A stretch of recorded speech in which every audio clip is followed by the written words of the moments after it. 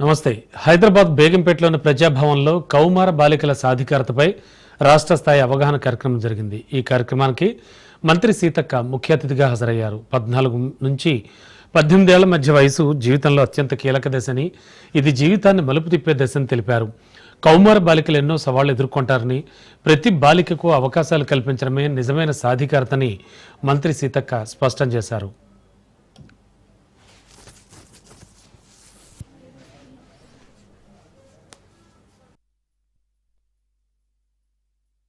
ఒక బోర్డు పెట్టి ఊర్లో చిన్నగా ఇట్లా అయితే ఇట్లా ఉంటుంది. చిన్న వయసులోనే వాళ్ళు ఇవన్నీ ఫేస్ చేస్తూ ఉంటారు. ఇవాళ మన అమ్మాయిలకు మన 14 నుంచి 19 ఇయర్స్ 18 ఇయర్స్ గర్ల్స్ కు సంబంధించి మరి వాళ్ళు జీవితంలో టీనేజర్స్ గా మార్పులు వస్తుంటాయి. శారీరకంగా కూడా అలాంటి మార్పులలో కూడా వాళ్ళకి ఎలాంటి ఫీడింగ్ ఉండాలి, హెల్తీగా ఎలా ఉండగలగాలి, ఎలాంటి సేఫ్టీ కోసం హెల్త్ సేఫ్టీ కోసం కూడా ఎలా ప్రికాషన్స్ తీసుకోవాలి అనేది మనది మారుమూల గ్రామాలు ఎక్కువ ఉండేటువంటి సొసైటీ. తెలంగాణ మారుమూల పల్లెలు ఉంటాయి. ఈవెన్ ఇప్పుడు హైదరాబాద్ చుట్టుపక్కల ఉన్నా కూడా చాలా మంది సిటీలో బతుకుతుంటారు, కానీ దీనికి సంబంధించిన అవగాహన చాలా తక్కువ మందికి ఉంటుంది. రూరల్ బ్యాక్గ్రౌండ్ ఒక ప్రాబ్లం, ఆ ఫారెస్ట్ బ్యాక్గ్రౌండ్ ఒక ప్రాబ్లం, సిటీ బ్యాక్గ్రౌండ్ ఒక problem. So 3 types of problems face చేస్తూ ఉంటాం. దాన్ని మనము ఇట్లా 3 విభాగాలుగా విభజించుకొని ఇక్కడ ఎట్లాంటివి ఎక్కువ మనకు కనపెడుతున్నాయి, మామూలుగా రూరల్ ఎట్లా ఉంటాయి, ఇంకా డీప్ ఫారెస్ట్ ఉండేటువంటి పబ్లిక్ ట్రైబల్స్ ఎలాంటి ప్రాబ్లమ్స్ ఉంటాయి అనే దానికి తగ్గట్టుగా మనము వాళ్ళకు మరి ప్రికాషన్స్ కూడా ఇస్తే సలహాలు, సూచనలు, నివారణ చర్యలు, ఆ ఇంపాక్ట్ ఏదైతుందో చర్యలు తీసుకుంటే ఖచ్చితంగా బెటర్ సొసైటీని మనం ఇవ్వగలుగుతాం. కమర్షియల్ ట్యాక్స్ శాఖలో ఆదాయం పెంచేందుకు సర్కిళ్ల వారీగా సమీక్ష సమావేశాలు నిర్వహించాలని ఆ శాఖ ఉన్నతాధికారులను డిప్యూటీ సీఎం భట్టి విక్రమార్క ఆదేశించారు. వివిధ రకాల వస్తువుల వారీగా సమీక్ష జరపాలంటూ అధికారులకు కేబినెట్ సబ్ కమిటీ సూచించింది. డిప్యూటీ సీఎం భట్టి విక్రమార్క అధ్యక్షతన జరిగిన ఆదాయ వనరుల సమీకరణ సమావేశంలో మంత్రులు జూపల్లి కృష్ణారావు, శ్రీధర్బాబు పాల్గొన్నారు. స్టాంప్స్ అండ్ రెవెన్యూ శాఖలో ఆదాయం పెంపునకు గత సంవత్సరం వేసిన కమిటీ ఆ కమిటీ ఇచ్చిన రిపోర్టు పరిస్థితిపై సమీక్ష జరిపారు.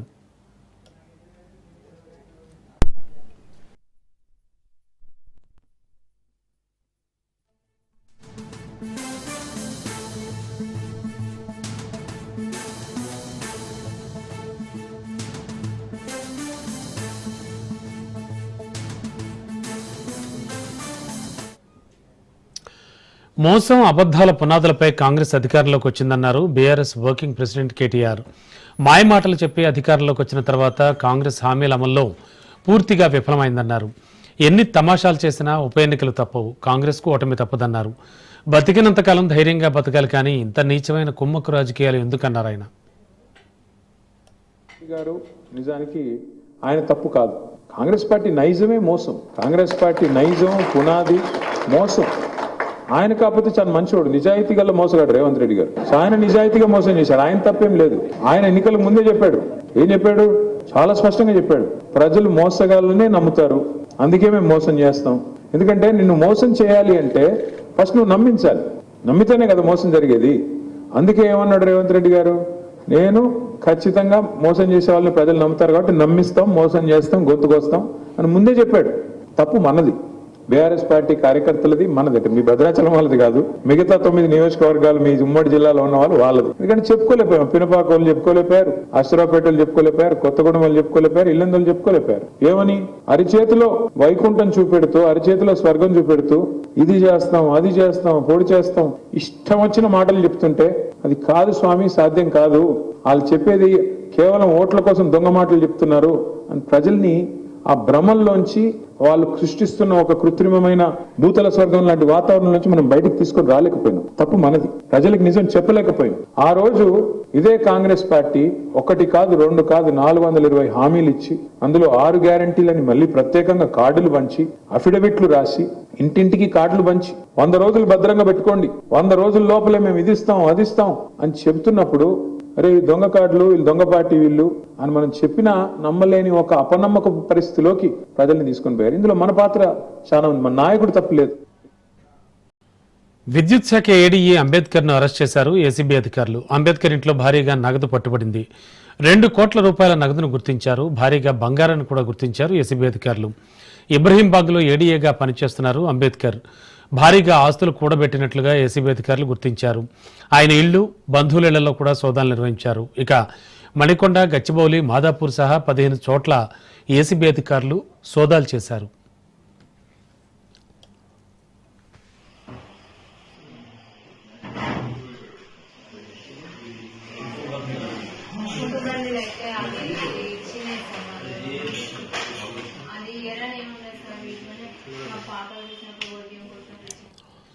బీహెచ్ఎల్ చౌరస్తా నుంచి అమీన్పూర్కు 100 కోట్లతో డైరెక్ట్గా రోడ్డు కనెక్టివిటీ చేయాలని జీహెచ్ఎంసీ కమిషనర్ కర్ణన్ను కోరడం జరిగిందని ఎంపీ రఘునందన్ రావు అన్నారు.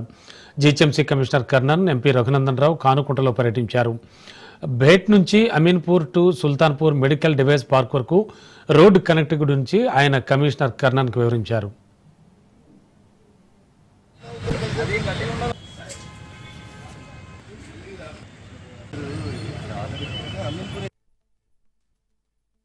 నేను మెదక్ పార్లమెంట్ సభ్యునిగా గెలిచినప్పటి నుంచి బిహెచ్ఎల్ ముఖద్వారం నుంచి అమీన్పూర్ మున్సిపాలిటీకి స్ట్రైట్గా నాలాపై నుంచి ఒక రోడ్డు కావాలని గత కమిషనర్ ఇలంబర్తి గారు ఉన్నప్పుడు పేపర్ వర్క్ మొదలు పెడితే దాదాపు ఏడాది కాలం నుంచి అధికారులు మీనమేషాలు లెక్క పెడుతున్నారని ఒకసారి పోయినటువంటి జిహెచ్ఎంసీ సమావేశంలో గట్టిగా నిలదీయడంతో పాటు చందానగర్ జోనల్ కమిషనర్ హేమంత్ గారిని, జిహెచ్ఎంసీ కమిషనర్ కర్ణన్ గారిని గత 30 రోజుల నుంచి ప్రతిరోజు మానిటర్ చేసి ఫిజికల్గా మీరు వచ్చి ఈ నాలా పరిస్థితి, రోడ్ పరిస్థితి చూస్తే మా సమస్య అర్థమవుతుందని చెప్పిన సందర్భంలో మా విజ్ఞప్తిని మన్నించి ఈరోజు జిహెచ్ఎంసీ కమిషనర్ ఆర్వి కర్ణన్ గారు ఇక్కడికి రావడం జరిగింది. రింగ్ రోడ్ సమీపంలో ఉన్నటువంటి సుల్తాన్పూర్ మెడికల్ డివైజెస్ పార్క్ ఏదైతే ఏరియా ఉందో దానికి బిహెచ్ఎల్ చౌరస్తా నుంచి నేరుగా కనెక్టివిటీ 10 నుంచి 15 నిమిషాల్లో రీచ్ అవడానికి ఉన్నటువంటి ఈ కనెక్టివిటీని చిన్న ఎంక్రోచ్మెంట్స్ ఉన్నాయని, నాలా ఉందని చెప్పి చాలా సంవత్సరాల నుంచి జిహెచ్ఎంసీ, హెచ్ఎండిఏ టేకప్ చేయకపోవడం వల్ల ఈ ప్రాంతంలో ఉన్నటువంటి సాఫ్ట్వేర్ ఉద్యోగులకి, కొత్తగా వస్తున్నటువంటి కాలనీలో ఉండే ప్రజలకి తీవ్ర ఇబ్బందులు అవుతున్నటువంటి విషయాన్ని ఇప్పుడు ఆర్వి కర్ణన్ గారిని ఫిజికల్గా రోడ్డు మీదకి తీసుకొచ్చి చూపించడంతో పాటు బిహెచ్ఎల్ చౌరస్తా మెయిన్ రోడ్ మీద ఉన్నటువంటి నాలా 4 కానాలు ఉంటే 4 ఓపెనింగ్స్ ఉంటే 3 ఓపెనింగ్స్ మట్టితో మూసుకుపోయినాయి. ఒకటే ఓపెనింగ్ ద్వారా నాలాలు నీళ్లు పోతున్నాయి. ఈ ఖరీఫ్ సీజన్లో తెలంగాణకు ఇంకా 2 లక్షల టన్నుల యూరియా ఇవ్వాలని కేంద్ర మంత్రి అనుప్రియ పటేల్ను కోరామని మంత్రి తుమ్మల నాగేశ్వరరావు తెలిపారు. కేంద్ర మంత్రులతో ఆయన సమావేశం నిర్వహించారు. రాష్ట్రంలో యూరియా కష్టాలను పరిష్కరించాలని, అందుకు అవసరమైన 2 లక్షల మెట్రిక్ టన్నుల యూరియా కావాలని, ఎరువుల విషయంలో రైతులకు వచ్చిన ఇబ్బందులను కూడా ప్రస్తావించామని చెప్పారు. అదేవిధంగా అధికంగా దిగుమతులపై ఆధారపడినందుకు ఇబ్బందులు వస్తున్నాయని తెలిపారు.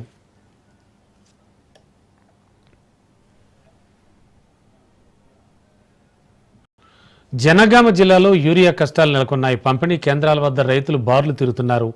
ఇక స్టేషన్ గన్పూర్ సొసైటీ దగ్గర క్యూ లైన్లో మాజీ ఎమ్మెల్యే తాటికొండ రాజయ్య దంపతులు నిలబడ్డారు. రైతుల ఇబ్బందులన్నీ కూడా అడిగి తెలుసుకున్నారు రాజయ్య. యూరియా కొరతపై అధికారులతో మాట్లాడారు రాజయ్య. క్లస్టర్ వైజ్గా యూరియా పంపిణీ చేస్తే బాగుంటుందని సలహా ఇచ్చారు. ఇక యూరియా కోసం కేంద్రంపై రేవంత్ ఒత్తిడి తేవాలని చెప్పారు రాజయ్య.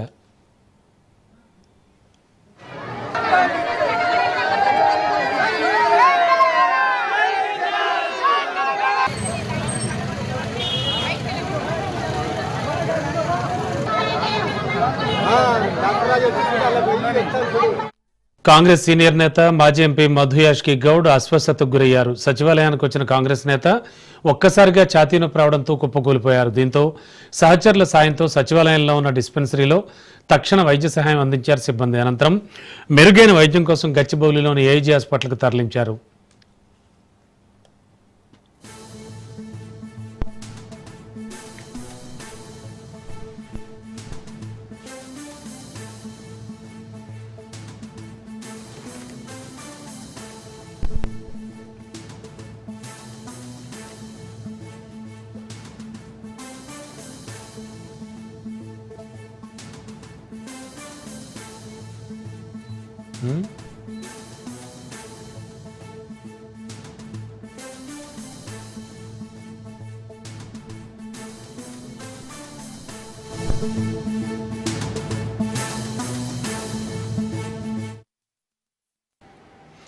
అంధ విద్యార్థులకు సంగీత వాయిద్య పరికరాలను సీఎం రేవంత్ రెడ్డి, మంత్రులు పొన్నం ప్రభాకర్, అడ్లూరు లక్ష్మణ్ పంపిణీ చేశారు. కరీంనగర్ జిల్లా సంక్షేమ శాఖ ఆధ్వర్యంలో అంధ విద్యార్థులకు సంగీతంలో శిక్షణ అందించారు జిల్లా యంత్రాంగం. ముఖ్యమంత్రి రేవంత్ రెడ్డితో విద్యార్థులు పాటలు పాడి వినిపించారు. ఈ సందర్భంగా విద్యార్థులు పాడిన పాటల సీడీని ఆవిష్కరించారు.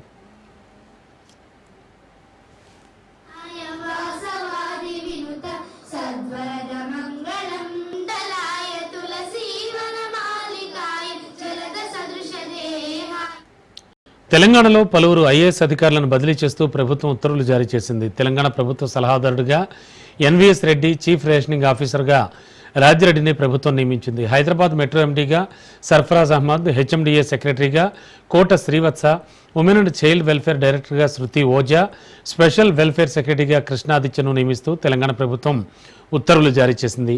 హెచ్ఎండిఏ కమిషనర్గా కొనసాగుతున్న సర్ఫరాజ్ అహ్మద్ను మెట్రో ఎండీగా ప్రభుత్వం నియమించింది.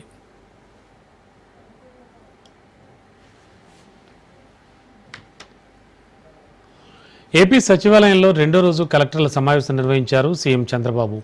ఉపాధి కల్పన అనే తమ ప్రభుత్వం మొదటి ప్రాధాన్యత అన్నారు. స్వర్ణాంధ్ర 2047 నినాదంతో ముందుకు వెళుతున్నామన్నారు. ప్రభుత్వ కార్యాలయాల్లో మార్పు కనిపించాలన్నారు.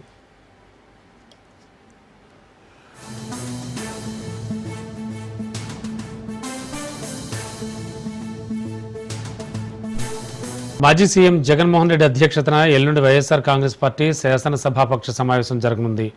తాడేపల్లి వైఎస్ఆర్సీపీ కేంద్ర కార్యాలయంలో గురువారం మధ్యాహ్నం 3 గంటలకు వైఎస్ఆర్సీపీ ఎమ్మెల్సీలు, ఎమ్మెల్యేలతో వైఎస్ జగన్ సమావేశం నిర్వహించనున్నారు. ఈ సమావేశంలో సమకాలీన రాజకీయ అంశాలు, ప్రజా సమస్యలు తదితర విషయాలపై శాసనమండలి, శాసనసభ సభ్యులతో వైఎస్ జగన్ చర్చిస్తారు.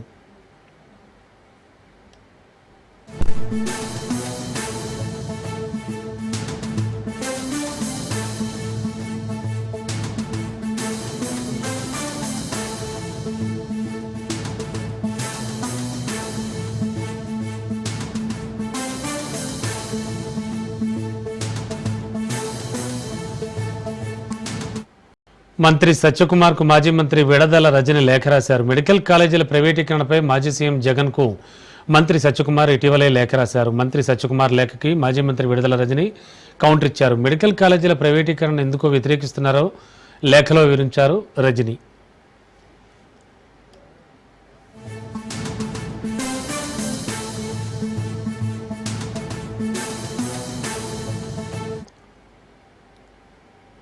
ఆయన పాఠాలు చెప్పాల్సిన టీచర్, కానీ విచక్షణ కోల్పోయి రౌడీగా మారిపోయాడు. ఇష్టారాజ్యంగా విద్యార్థిని చెతక్కొట్టాడు. చిత్తూరు జిల్లా పుంగనూరు భాష్యం స్కూల్లో దారుణం చోటు చేసుకుంది. 6వ తరగతి విద్యార్థిని తలపై బ్యాగ్తో కొట్టాడు టీచర్ సలీం బాషా. దీంతో విద్యార్థిని నాగశ్రీ పుర్రి ఎముక చిట్లిపోయింది. మదనపల్లిలోని ఓ ప్రైవేట్ ఆసుపత్రిలో విద్యార్థినికి వైద్యం చేయిస్తున్నారు. నాగశ్రీ తల్లి విజేత ఫిర్యాదుతో కేసు నమోదు చేసిన పోలీసులు దర్యాప్తు చేస్తున్నారు. భాష్యం స్కూల్ యాజమాన్యంపై విద్యార్థి సంఘాలు ఆగ్రహం వ్యక్తం చేస్తున్నాయి.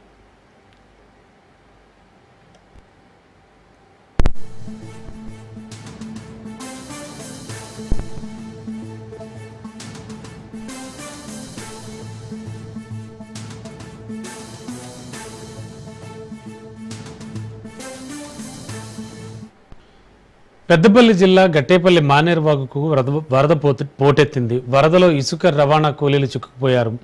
ఇసుక లోడ్ చేసుకోవడానికని ఉదయం వాగులోకి వెళ్లాయి ట్రాక్టర్లు. ఒక్కసారిగా వరద పెరగడంతో వాగులో 5 ట్రాక్టర్లు, ఇసుక రవాణా కూలీలు చిక్కుకుపోయారు. తాడు సహాయంతో వారిని బయటకు తెచ్చారు పోలీసులు.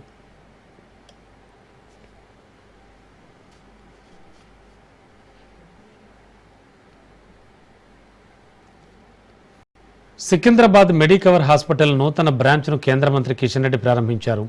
ఈ కార్యక్రమంలో కేంద్ర హోంశాఖ సహాయ మంత్రి బండి సంజయ్, రాష్ట్ర రవాణా, బీసీ సంక్షేమ శాఖ మంత్రి పొన్నం ప్రభాకర్, ఎమ్మెల్యే శ్రీ గణేష్ పాల్గొన్నారు. తెలంగాణ సహా అనేక రాష్ట్రాల్లో వైద్య సేవలు అందిస్తోన్న మెడికవర్ హాస్పిటల్ సికింద్రాబాద్లో అందుబాటులోకి రావడం సంతోషకరమని కిషన్ రెడ్డి అన్నారు. మనం తినే ఆహారం, నీరు, గాలి కాలుష్యమే రోగాలకు కారణమని కిషన్ రెడ్డి చెప్పారు.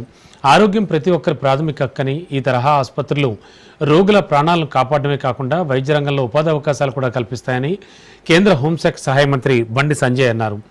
రాష్ట్ర ప్రభుత్వం ఆరోగ్య రంగాన్ని బలోపేతం చేయడానికి కృషి చేస్తోందని, మెడికవర్ వంటి ప్రైవేట్ హాస్పిటల్స్ కూడా ఆ దిశగా ముఖ్య పాత్ర పోషిస్తాయని బీసీ సంక్షేమ శాఖ మంత్రి పొన్నం ప్రభాకర్ అన్నారు. ఇక స్థానిక ప్రజలు, వైద్యులు పెద్ద ఎత్తున హాజరైన ఈ కార్యక్రమంలో హాస్పిటల్ అధినేతలు, ఆధునిక వైద్య పరికరాలు, ప్రత్యేక విభాగాల వివరాలను వెల్లడించారు.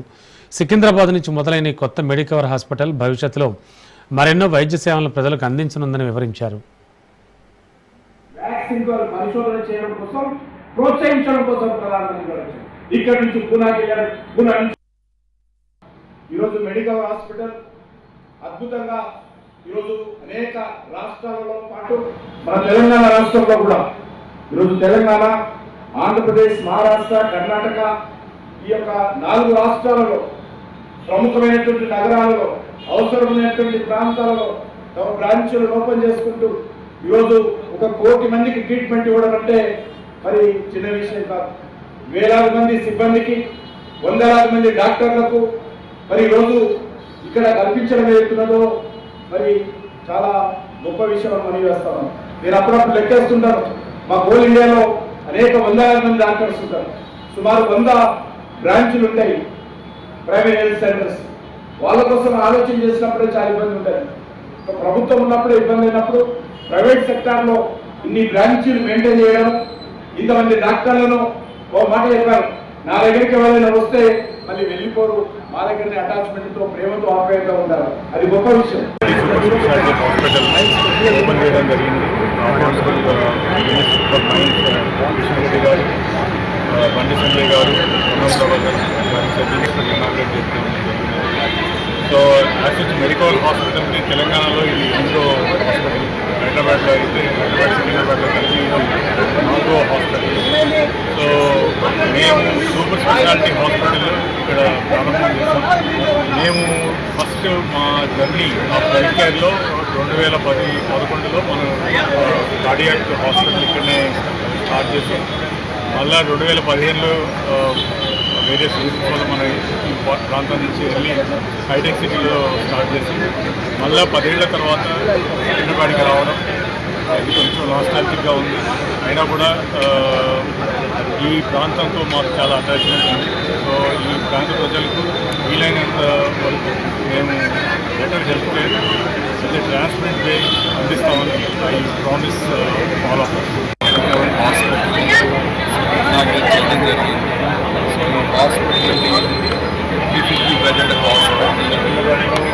అన్ని స్పెషాలిటీస్ అవైలబుల్గా ఉన్నాయి. Along with women and child. So మెయిన్గా ఇక్కడ emergency medicine services, clinical care services, cardiology, cardiac surgery services, nephrology, urology services, and urology, neurosurgery services, and transplant services, complete transplant medicine services. So అన్ని services ఇక్కడ available ఉన్నాయి. So ఇక్కడ ఈ సికింద్రాబాద్ ప్రజలకు almost 10 years తర్వాత మళ్ళీ సికింద్రాబాద్ రావడం జరిగింది. సో అదే వరల్డ్ క్లాస్ క్వాలిటీతో సర్వీసెస్ ఇక్కడ ప్రొవైడ్ చేయడం జరుగుతుంది. సో అందరూ ప్రజలు ఈ సర్వీసెస్ కోసమైన వాళ్ళు ఉపయోగించుకోవడానికి వీలుగా అన్ని అరేంజ్ చేయడం. శ్రీవారి భక్తుల మనోభావాలు దెబ్బతీసేలా టీటీడీ పాలక మండలి తీరుందని టీటీడీ మాజీ చైర్మన్ భూమన కరుణాకర్ రెడ్డి ఫైర్ అయ్యారు. మలమూత్రాలు, మద్యం బాటిల్స్ మధ్య మహావిష్ణు విగ్రహం ఉండడంతో ఆయన ఆగ్రహం వ్యక్తం చేశారు. టీటీడీ పాలకవర్గం, అధికారులు హైందవ ధర్మానికి తూట్లు పొడుస్తున్నారని విమర్శించారు. టీటీడీ చైర్మన్గా బీఆర్ నాయుడు బాధ్యతలు చేపట్టినప్పటి నుంచి వరుసగా అపచారాలు జరుగుతున్నాయని భూమన ఆరోపించారు.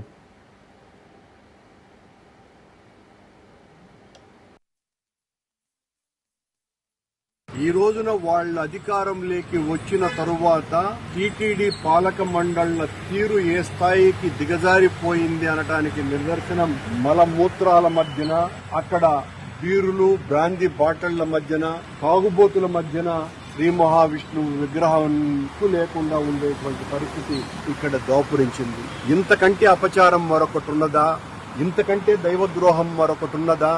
సాక్షాత్తు శ్రీ మహావిష్ణువు విగ్రహానికే స్వామివారి పాదాల చెంత ఉన్నటువంటి ప్రదేశంలోనే, అది కూడా టీటీడీ స్థలంలోనే ఇంత నిర్లక్ష్యంగా, బాధ్యతారాహిత్యంగా వీళ్లు ప్రవర్తిస్తున్నటువంటి అనుచిత రీతి ఎంత దుర్మార్గంగా ఉంది అనటానికి ఎంత బాధ కలుగుతున్నది అంటే, ఇంతకంటే నేరం మరొకటి లేదు, ఇంతకంటే ఘోరం మరొకటి లేదు, ఇంతకంటే దైవ ద్రోహం మరొకటి లేదు, ఇంతకంటే హిందూ ధర్మం మీద దాడి మరొకటి లేదు. ఆయన్ని ఈ రకంగా పాడేశారంటే విజిలెన్స్ వాళ్ళు చూసుకోలేదా? పాలక మండలి చైర్మన్ నిద్రపోతున్నాడా? అధికారులు చూసుకోవటం లేదా? పని కట్టుకొని కావాలని ఇక్కడ పాడేశారా? దీనికి జవాబు చెప్పాల్సినటువంటి వైసీపీ నేత భూమన అబద్దాల కేర్ ఆఫ్ అడ్రస్ అని టీటీడీ బోర్డు సభ్యుడు భానుప్రకాష్ రెడ్డి విమర్శించారు. అసత్య ప్రచారాలను ప్రజల్లోకి తీసుకెళ్తూ తిరుమల పవిత్రత, టీటీడీ ప్రతిష్టతను దెబ్బతీస్తున్నారని మండిపడ్డారు. అసత్య ప్రచారాలు మానుకోకపోతే కఠిన చర్యలు తప్పవని హెచ్చరించారు. కరుణాకర్ రెడ్డి మాటలను, ఆరోపణలను నమ్మవద్దని సూచించారు. అబద్ధాలకు కేర్ ఆఫ్ అడ్రస్ గా మిగిలిపోయారు. రోజు 15 రోజులకు ఒకసారి అబద్ధపు అసత్య ప్రచారాలని ప్రజల్లోకి తీసుకుని వెళ్లి తిరుమల పవిత్రతని, శ్రీవారి పవిత్రతకి భంగం కలిగించే విధంగా వారి మాటలు, వారి చేతలు ఉన్నాయి. గోశాల నుంచి గోవిందుడి వరకు తిరుపతి అలిపిరి దగ్గర గతంలో శిల్పా కోటర్స్ ఉండేది. అంటే ఎవరైనా సరే దేవుడి శిల్పాలు కావాలంటే అక్కడ ఒక శిల్పా కోటర్స్ ఉంది. టీటీడీకి దానికి సంబంధం లేదు మిత్రులారా. ఎవరైనా ప్రైవేట్ వ్యక్తులు వచ్చి మాకు ఈ దేవతామూర్తులు కావాలంటే దాన్ని నమూనాను తీసుకొని ఆ శిల్పాలు తయారు చేసి ఇచ్చే బాధ్యత అక్కడ శిల్పా కోటర్స్ లో ఉండేది. అక్కడ గత 20 సంవత్సరాల ముందు పట్టు కన్నయ్య అని చెప్పి ఒక ఆచార్య ఉండేవాడు.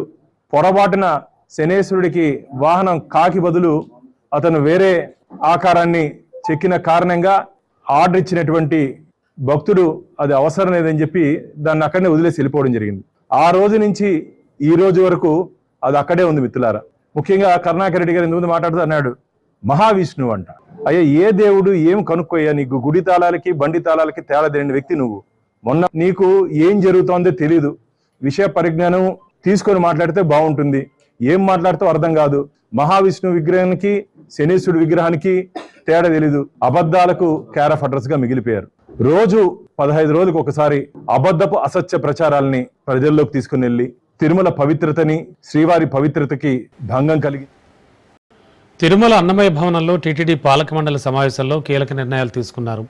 బ్రహ్మోత్సవాల బుక్లెట్స్ను ఆవిష్కరించారు. శ్రీవారి బ్రహ్మోత్సవాలు, సీఎం పట్టు వస్త్రాల సమర్పణ కార్యక్రమాల ఏర్పాట్లపై ప్రధానంగా చర్చించారు. సెప్టెంబర్ 24 నుండి అక్టోబర్ 2 వరకు శ్రీవారి బ్రహ్మోత్సవాలు జరగనున్నాయి. అందుకు తగ్గట్టుగానే ఏర్పాట్లు చేస్తున్నారు.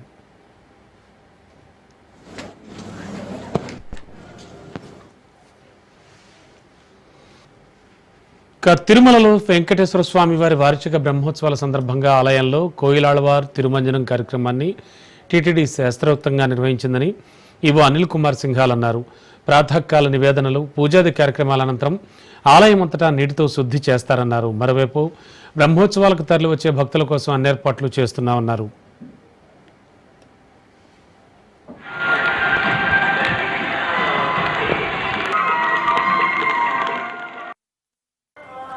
ఓం నమో వెంకటేశాయ. శ్రీవారి సాలకట్ల బ్రహ్మోత్సవాలు ఆ సందర్భంగా ఇవాళ ఈ కోయిల్ ఆల్వార్ తిరుమంజనం కార్యక్రమం శాస్త్రోక్తంగా, ఆగమోక్తంగా నిర్వహించడం జరుగుతూ ఉంది. సంవత్సరం 4 సార్లు వైకుంఠ ఏకాదశి, ఉగాది, ఆణివార స్నానం, అదేవిధంగా స్వామివారి బ్రహ్మోత్సవాలు. ఈ ఉత్సవాల కంటే ముందు ఉన్నటువంటి మంగళవారం నాడు ఈ కార్యక్రమం నిర్వహించడం ఆనవాయితీగా వస్తూ ఉంది. ఈ సందర్భంగా మనకి పవిత్రమైనటువంటి పుణ్యమైనటువంటి క్షేత్రం ఉన్నటువంటి తిరుమల స్వామివారి దేవాలయం, ఆ దేవాలయంలో ఉన్నటువంటి గర్భగృహము, అదేవిధంగా ఉపదేవాలయాలన్నీ కూడా భక్తులందరూ కలిసి ఒక పవిత్రమైనటువంటి శుద్ధి చేసే కార్యక్రమం తీసుకోవడం జరుగుతుంది. ఓం నమో వెంకటేశాయ. శ్రీవారి సాలకట్ల బ్రహ్మోత్సవాలు ఆ సందర్భంగా ఇవాళ ఈ కోయిల్ ఆల్వార్ తిరుమంజనం కార్యక్రమం శాస్త్రోక్తంగా, ఆగమోక్తంగా నిర్వహించడం జరుగుతూ ఉంది. సంవత్సరం 4 సార్లు వైకుంఠ ఏకాదశి, ఉగాది, ఆణివార స్నానం, అదేవిధంగా స్వామివారి బ్రహ్మోత్సవాలు. ఈ ఉత్సవాల కంటే ముందు ఉన్నటువంటి మంగళవారం నాడు ఈ కార్యక్రమం నిర్వహించడం ఆనవాయితీగా వస్తూ ఉంది.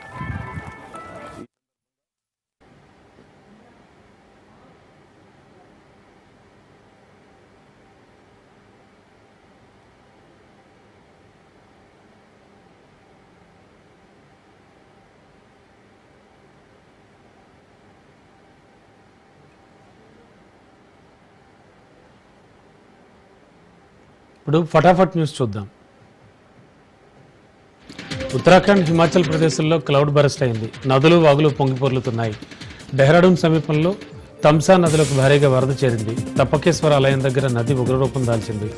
పెరుగుతున్న నీటి మట్టంతో తీర ప్రాంత ప్రజలు భయాందోళన చెందుతున్నారు.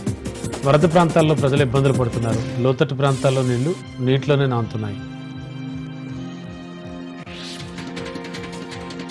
బెట్టింగ్ యాప్ కేసులో మాజీ క్రికెటర్లకు ఈడీ నోటీసులు జారీ చేసింది. యువరాజ్, రాబిన్ ఊతప్పకు ఈడీ సమన్లు జారీ చేసింది. ఈ నెల 23 విచారణకు హాజరు కావాలంటూ సూచించింది. బాలీవుడ్ నటుడు సోనూ సూద్కు సైతం ఈడీ సమన్లు ఇచ్చింది. సోనూ సూద్ ఈ నెల 24న విచారణకు రావాలని ఈడీ ఆదేశించింది.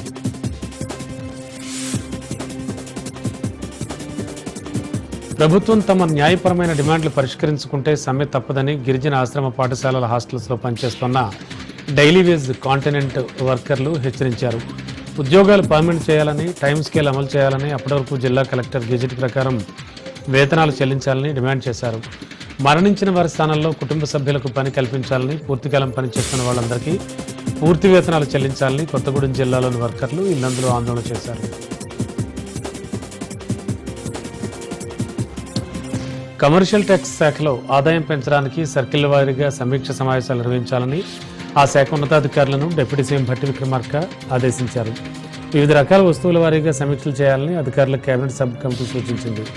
డిప్యూటీ సీఎం భట్టి విక్రమార్క అధ్యక్షతన జరిగిన ఆదాయ వనరుల సమీకరణ సమావేశంలో మంత్రులు జూపల్లి, దుద్దేళ్ల శ్రీధర్బాబు పాల్గొన్నారు. స్టాంప్స్ అలాగే రెవెన్యూ శాఖలో ఆదాయం పెంపునకు గత సంవత్సరం వేసిన కమిటీ ఆ కమిటీ ఇచ్చిన రిపోర్టు పరిస్థితిపై డిప్యూటీ సీఎం సమీక్ష జరిపారు.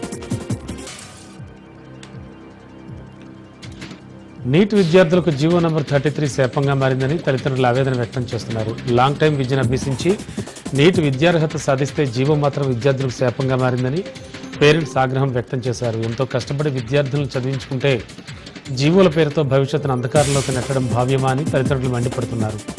విద్యార్థులు ఎక్కడ చదివినా ఓట్లు వేయడానికి వెనకొస్తారు కానీ ఉద్యోగాలకు పనికిరారా అని స్టూడెంట్స్ ప్రశ్నించారు. ట్రాన్స్జెండర్ల అభ్యున్నతికి ప్రభుత్వం కట్టుబడి ఉందని మంత్రి అడ్లూరు లక్ష్మణ్ అన్నారు. 20 మంది ట్రాన్స్జెండర్లకు Hyderabad metro rail limited security గార్డులుగా నియామక పత్రాలను అందించిన మంత్రి లక్ష్మణ్ వారు ఆత్మగౌరవంతో జీవించేందుకు ప్రభుత్వం అన్ని ప్రయత్నాలు చేస్తుందన్నారు. ఇప్పటికే ట్రాఫిక్ సిగ్నల్స్ దగ్గర వాహనాలను నియంత్రించే పనిలో ట్రాన్స్జెండర్లకు అవకాశం కల్పించినట్లు మంత్రి తెలిపారు.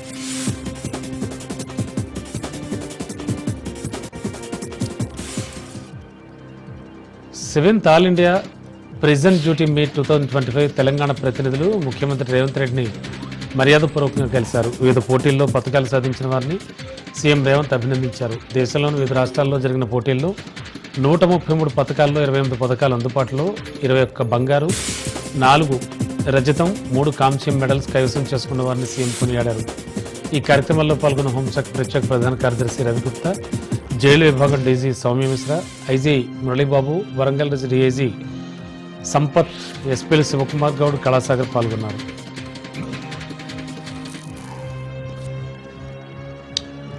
సచివాలయ మహిళా ఉద్యోగుల సంక్షేమ సంఘం సభ్యులుగా ఎన్నికైన వారితో మంత్రి సీతక్క ప్రమాణ స్వీకారం చేయించారు.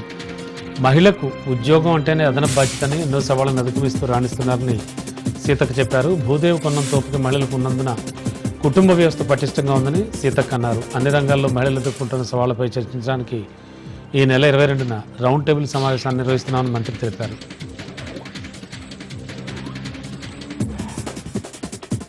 సూర్యాపేట జిల్లా కేంద్రంలో ప్రభుత్వ జనరల్ ఆసుపత్రి ఎదుట అవుట్సోర్సింగ్ ఉద్యోగులు ధర్నా నిర్వహించారు. గత 5 నెలలుగా జీతాలు ఇవ్వడం లేదని అవుట్సోర్సింగ్ ఉద్యోగులు ఆవేదన వ్యక్తం చేస్తున్నారు. నిన్న కలెక్టరేట్లో తమ సమస్యల మీద విన్నవించిన అవుట్సోర్సింగ్ ఉద్యోగుల సంఘం జిల్లా అధ్యక్షుడు అశోక్ను అక్రమంగా అరెస్ట్ చేశారని, ఆయన వెంటనే విడుదల చేయాలని ఎంప్లాయీస్ డిమాండ్ చేశారు. పెండింగ్లో ఉన్న జీతాలను విడుదల చేయడంతో పాటు ప్రతి నెల 5వ తేదీలోపే జీతాలను చెల్లించాలని ఉద్యోగులు విజ్ఞప్తి చేశారు.